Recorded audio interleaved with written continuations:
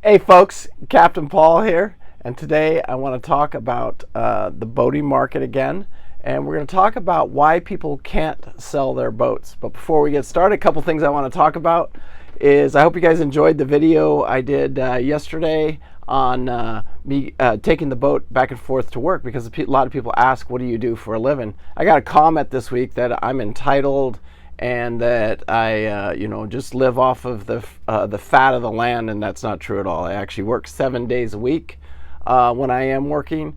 I work a full-time job as a boat captain, and then besides that, I do the YouTube channel. That's my side hustle, and Pete works 2 jobs as well. He does a maintenance at a community property, and then he works in private people's houses as like a handyman type thing. So between the 2 of us, we do work it's about 7 days a week. And for the record, I am going to try and only work 1 job on Sundays from now on, and enjoy going to church on Sunday mornings is what I was going to do, because I work the evening shift out at Little Palm, and you can see that in this video. Here, I'll do a link for you guys right here, so anybody that didn't get to see it, you can see it. And I take you guys for a ride in the Truman over to the island over at Little Palm where I work. And that's a very cool boat. It's a all wood boat, 1994. Very, very cool boat. It's one of my favorite. It's the funnest boat in the whole fleet to drive. Anyway, today's video, we're going to get into why people can't sell their boats. Next week, we're going to talk about what is selling in this market. And what did sell last week was the 2004 main ship is gone. That's sold. Thanks, Seth. Thanks, Don and Cindy, for buying it. And thank you, Jerry, for bringing it to us to help you let us sell it. We do appreciate that. And then the Ranger Tug, just a little update on it. It is in the process of being sold. It's got some mechanical issues, and they're working that out. I think we'll see we should hopefully have some progress and some reports on that next week. And then the Blue Max is sold. That one closed. And then the only one I have left that seems, there's some value there, is Tim over in Louisiana. And I think that boat will sell. It's just we got to find somebody that wants to pick one up in that location, because believe it or not, right now in this market, there's a lot of those $50,000, $60,000 trawlers in the market right now. And there's a lot to pick from. And the value you're going to see is, the location. Because what happens, I think, on these $50,000, $60,000, $40,000, $50,000, $60,000, $70,000 trawlers is location, because the people that are buying them have less money, and it costs a lot of money to move one. So somebody that wants one, and they want it over in, let's say, Wrightsville, it's a $15,000 move to move the boat over there, unless you're going to do it yourself, or somebody picking it up to loop. And I do think there's some value in that boat. And Tim, that's a boat I'm really going to work on this next couple of weeks, and see if we can get that one sold as well. But again, it's going to be all about the location, and we'll talk about that in next week's video. I want to hear your comments of why you think this market, and who can't sell, and why why a lot of these boats are sitting, because this is my observation of what's going on out here. Also, this particular week is going to be a very cool week. We're going to go look at a boat for somebody. We're going to go look at a 37-foot Albin, and we're going to go to the Valhalla dealer. That's Viking builds these Valhalla center console boats. That's where the boat's at that we're going to go look at, the 37-foot Albin. And so it's going to be lucky. I'm going to try and get a tour of the factory. I don't know if it's going to be possible, or what's going on in there, or if they have any connection with it, but that's where I'm going to look at the boat, so it should be cool. Anyway, so I want to explain for you guys, especially you guys out there looking to buy a boat, whether you're getting ready to do America's Great Loop, or whether you're buying one to live on, or for whatever reason you're getting older in age, and you're ready to give up that house life and jump on the boat, and jump onto the dark side, let's say. But the reality is, a lot of these boats that we're seeing now were bought in 2021, during the hype of COVID. What happened is, at the very beginning, the price dropped very, very quickly. People panicked, a couple of panic sales. Then all of a sudden, people found out, hey, you can't go outside the U.S., you can't do this, you can't do that. So they say, well, what we can do is buy a boat, and it drove the prices way up. So a lot of the boats that we're seeing on the market right now is a product of that environment. And that environment, people were they were stupid. They were just buying boats at stupid prices. They were driving the prices up. The brokers were just letting it happen. And, there was still some deals to be had, and there was always, there always is in every market, but for the most part, some people took advantage of it, sold their boats. It's just like anything. There's no difference selling cryptos, stocks, boats, cars, houses, anything. It all, it all does its cycles up and down. And so we saw a very high up cycle, and a lot of boats sold, and a lot of boats that sold that shouldn't have sold. They should have been, what I always say, go through the chipper, and they didn't go through the chipper. They actually got sold for an extreme amount of money. And perfect example of it is Mike went and surveyed a 44-foot Tollycraft. And I believe, there's good intentions and stuff like that, but the brokers got it, and he's telling the widowed lady that, the boat's worth $140,000-$150,000. It does have a buck value of, let's say 180-ish. But here's the problem. When they bought the boat, they bought it probably, I'm going to guess, somewhere, pre-COVID or right after COVID, probably paid a little bit too much money for it. And then bought a bill of goods saying that the boat was in really good shape, it's loop ready, blah, blah, blah. Well, Mike went and surveyed the boat. This boat is not loop ready. And I want to hear your comments, what you guys consider a loop ready boat. For me, when somebody advertises that a boat is loop ready, I should be able to turn on the ignitions, take off, and head out on the loop. And if I want to make some modifications to the boat, like add a new this or that or electronic or something like that, that's what I consider a loop-ready boat. Not one that needs fiberglass work. The windows are leaking.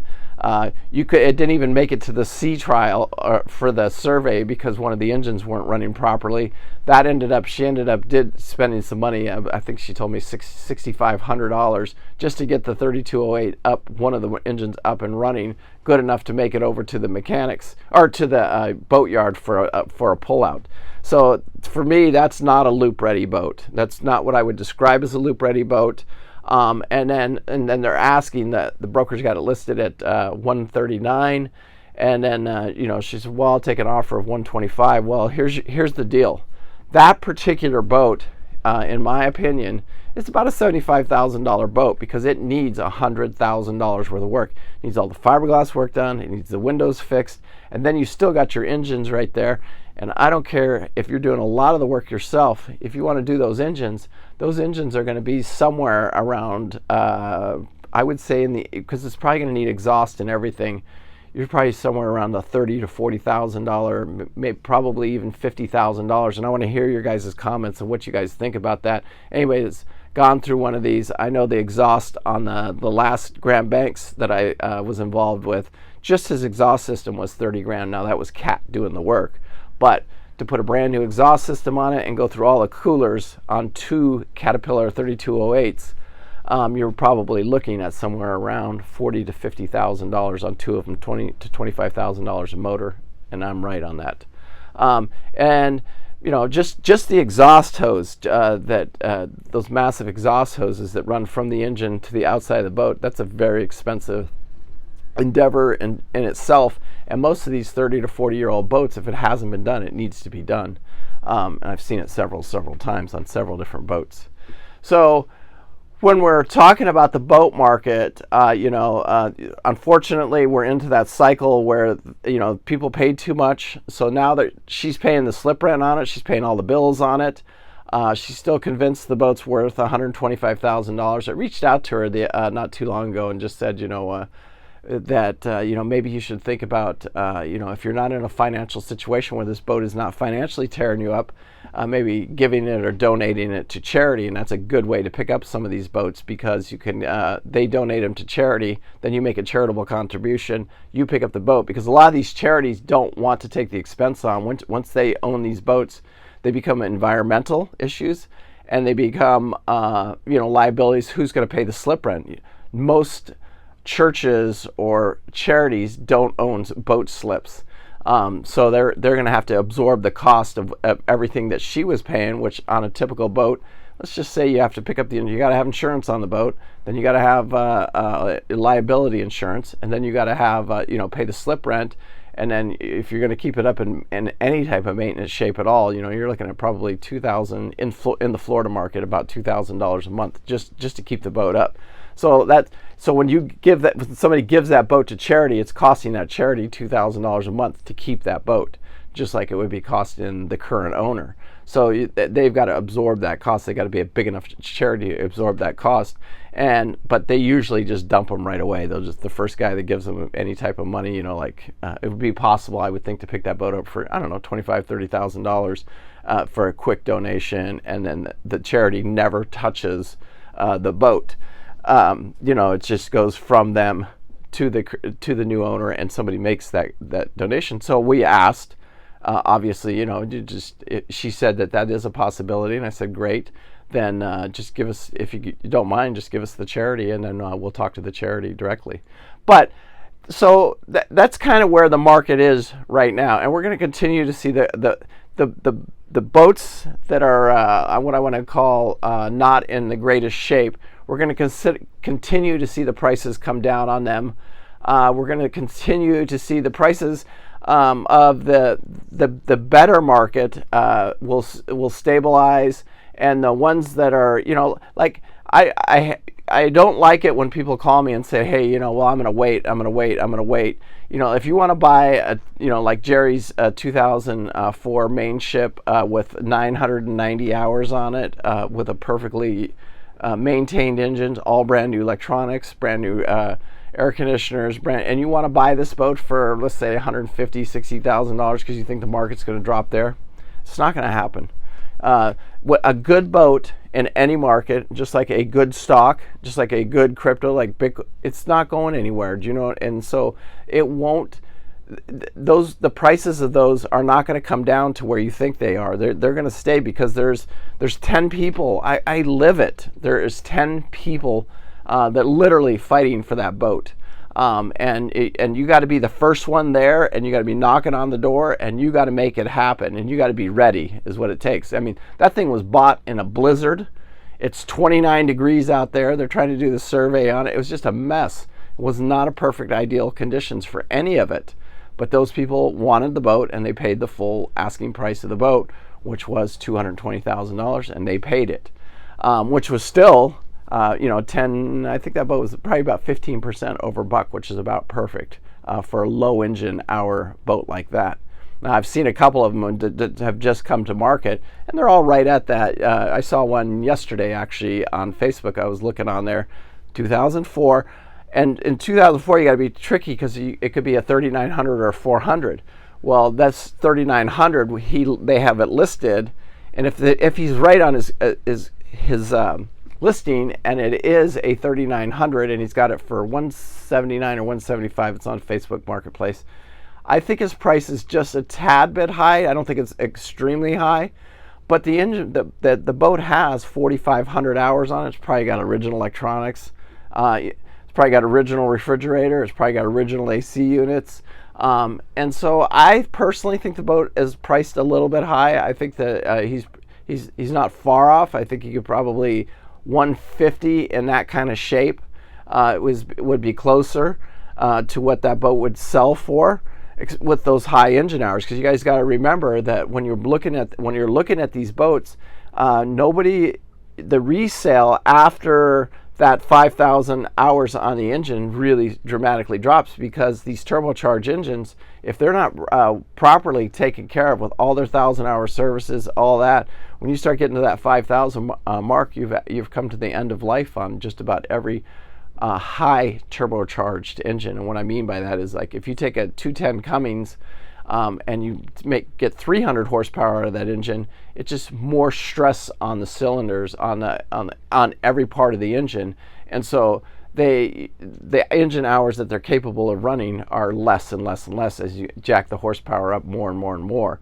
So you got to be very, very careful with that. So these guys selling these boats, which a Yanmar, you can go buy a remanufactured Yanmar. We run those Yanmars at work for $25,000. So if you're prepared to pull the engine out, put a remanufacturer in there, you know, and you want to spend, I don't know, probably 40 grand with labor to jack one out and put a new one in, it's not a big deal. It really isn't.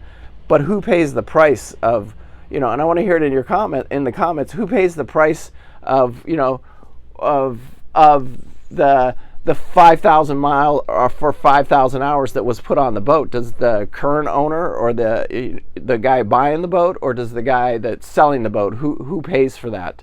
And in my opinion, it would be the guy selling the boat. You used it, you put all the engine hours on it, but you want to pass it on to the next, you know, the guy buying the boat. You know, boats are not appreciating in value; they're depreciating, and so you got to be careful with that, because, you know, the more engine hours you put on them, the less. Now, when I say that too, if you like a naturally aspirated boats, you know, those engines, you know, 20,000 hours is no big deal out of a naturally aspirated boat. It's the turbocharged boats that really the price reflects. And then when you throw, this is just again my opinion. When you throw 3208 cats into a 40-foot trawler, a 42-foot, or a 43-foot, or a 44-foot, I think the boats are too small to house those type of engines, because those are big engines. They're big V8, big V8 engines, and they take up a lot of space in the engine room, and you can't even get around them really. So I think, you know, the 3208 cat turbocharged is an engine that, when I look at these boats for sale, which a lot of the 44-foot Tollycrafts have those 3208s in them, it actually decreases the value of the boat. So when I see one for sale, the first thing I look at is, hey, what engine package does it have? Because I really want to see the 3126s or the 3116s. Those are the inline 6 cats, because then you can start working around the engines. Same thing with the Detroits. A lot of those boats have, you know, and I'm talking about the 44-foot Tollycraft or the 40-foot Tollycraft. It depends if you buy the cockpit or the non-cockpit version. And those have the big Detroits in them with the V's. But you really want those inline, and those boats are even a little bit more valuable. Even with high engine hours, they'll be a little bit more valuable, because that's the more desirable boats that people are looking for. So anyway, I think the market, you know, I don't think we're at the bottom yet. I think, you know, like I said, this summer will really tell the market. There are boats that are selling. We sell them every month. But I'm talking to the other brokers, and there's some great brokers out there. I can't say thanks enough to Bob over at A&M Yacht Sales over there in Dog River Marina. Great guy, great brokerage. I've dealt with them guys several times, but even on this main ship, they actually helped us, you know, with some of the paperwork that needed to be done, and, you know, no charge, nothing, because he's a notary public. We needed some notary done, and like I said, not all these brokers are crooks. You got Seth over there at Ease Yacht over here in Florida, just a great guy. But, you know, getting back, you know, I want to finish this week's video by, you know, saying thank you guys so much. You know, I appreciate all of you. This channel was never created for buying and selling boats. You know, one of the comments that I got this week was, you know, I'm not, what's this going to church have to do with buying a boat? And it really doesn't have anything to do with it. But then again, this channel really isn't about, you know, buying and selling boats. It is right now, because that's part of the life that we're in right now. It's about living your life with no regrets, and the no regret lifestyle and stuff like that. So I just want to reiterate that and say thank you guys so much. I do appreciate all the support, and, you know, the channel will continue to keep growing and moving on and stuff like that. Costa Rica was awesome, and we will be going back there at some point. And no, we're not buying a house over there, but, you know, it's fun to dream and fun to think about it and stuff like that. You just never know what's going to happen over the years. And I just wanted to see what was on the market and what is possible someday, you know, if we ever retire, you know, 10, 15 years from now. Anyway, peace out. Make sure you hit that like and subscribe, share it with your friends, and be good or be good at it. Thank you guys. Bye.